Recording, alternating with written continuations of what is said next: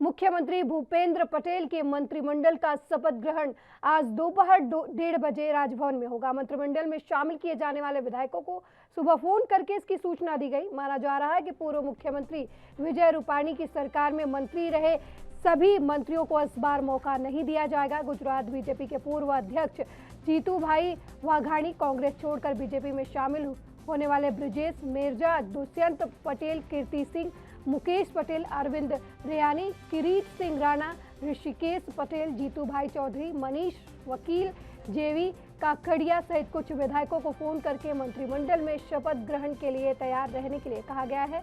मिली जानकारी के अनुसार 20 से अधिक नेता मंत्री पद की शपथ लेंगे। सूत्रों ने कहा कि पूर्व मुख्यमंत्री विजय रूपाणी की अध्यक्षता वाले मंत्रिमंडल में अधिकांश मंत्रियों को हटाए जाने की संभावना जताई गई है।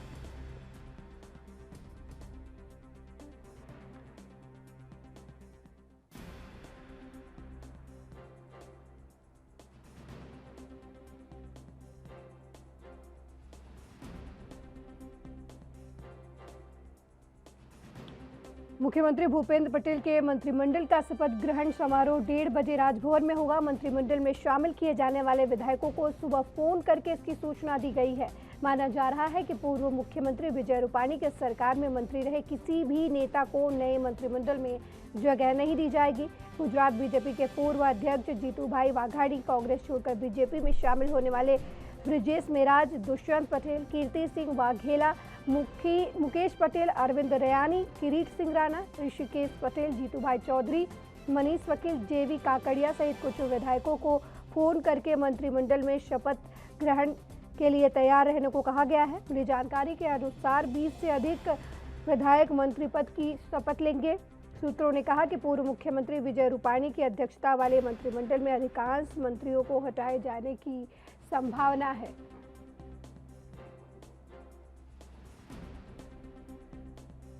डेढ़ बजे मुख्यमंत्री भूपेंद्र पटेल के मंत्रिमंडल का शपथ ग्रहण समारोह होगा और इसमें शामिल होने के लिए विधायकों को फोन करके सूचना दी गई है। ऐसा माना जा रहा है कि पूर्व मुख्यमंत्री विजय रूपाणी की सरकार में मंत्री रहे किसी भी नेता को नए मंत्रिमंडल में जगह नहीं मिलेगी।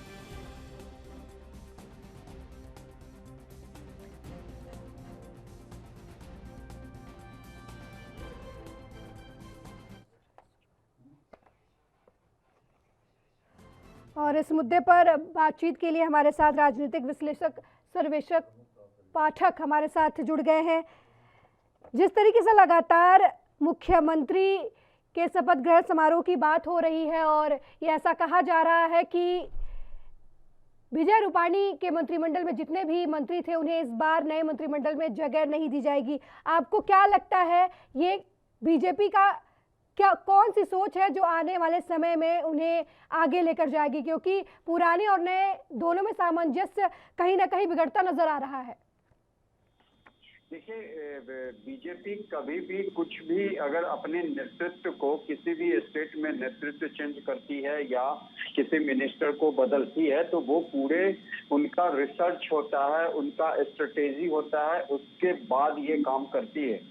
तो आपने देखा कि विजय रूपाणी जी के अगर सीएम जब थे तो जो भी एंटी इनकम्बेंसी आया होगा उसको एक हम कह सकते हैं मास्टर स्ट्रोक कहिए या जो भी कहिए, उसको उनको हटाने के साथ ही उन्होंने एंटी इनकम्बेंसी को खत्म कर दिया। अब जो भूपेंद्र जी आए हैं ये अच्छे नेता हैं, पढ़े लिखे नेता हैं, तो उनके साथ अगर नया मतलब एक युवा मंत्रिमंडल में शामिल हो, ज्यादा महिलाओं को भी उसमें तवज्जो दी जाए तो एक बैलेंस्ड जो मंत्रिमंडल होगा, तो इसमें आपत्ति क्या दूसरे को हो सकती है मुझे नहीं समझ में आता है। ठीक है, आप जब मान लीजिए कोई मिनिस्टर था रूपाणी जी के कार्यकाल में, उनको इसमें जगह नहीं मिली तो उनके पास काफी समय था कि वो अपना परफॉर्मेंस दिखाते। अगर उनको अभी जगह नहीं मिली तो पार्टी के नए लोगों को जगह मिल रही है तो उनको स्वागत करना चाहिए और कंधे से कंधा मिला के राज्य को आगे ले जाना चाहिए, न कि आपस में ये होना चाहिए कि हमें नहीं मिली तो हमें नहीं मिली। और ये एक राज्य के लिए अच्छी बात नहीं है। मेरा ऐसा मानना है। और बीजेपी की जो संगठन है, बीजेपी का जो संगठन है, साथ ही साथ आरएसएस है, वहाँ पे बहुत मजबूत है।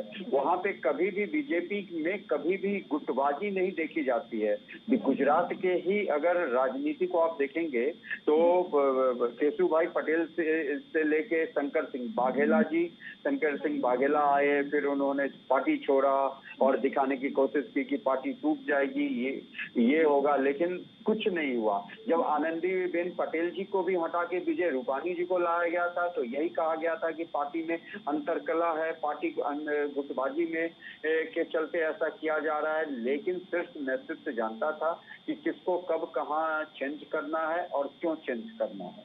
सर्वेश्वर पाठक जी, जिस तरीके से लगातार बीजेपी अलग अलग राज्यों में अपने सीएम के चेहरे को बदल रही है, मंत्रिमंडल चेंज कर रही है, आपको क्या लगता है कि भूपेंद्र पटेल के सामने आने वाले समय में कौन सी चुनौतियां हैं जो एज ए सीएम उन्हें फेस करनी पड़ सकती हैं? देखिए, भूपेंद्र पटेल जी के सामने में बहुत बड़ी चुनौती है, क्योंकि वो रूपाणी जी के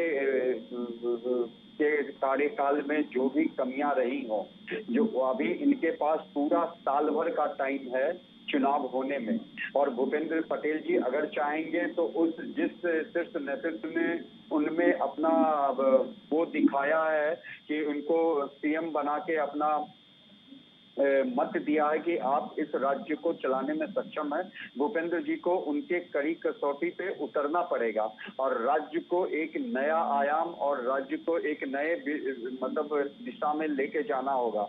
वहाँ के अगर युवाओं का विश्वास जीतना होगा, जनरल पब्लिक में अपनी पहचान बनानी पड़ेगी, और वो कोई नए नेता नहीं है, उसी पार्टी के उसी मतलब जो बीजेपी के जो एमएलए थे उसी में हैं।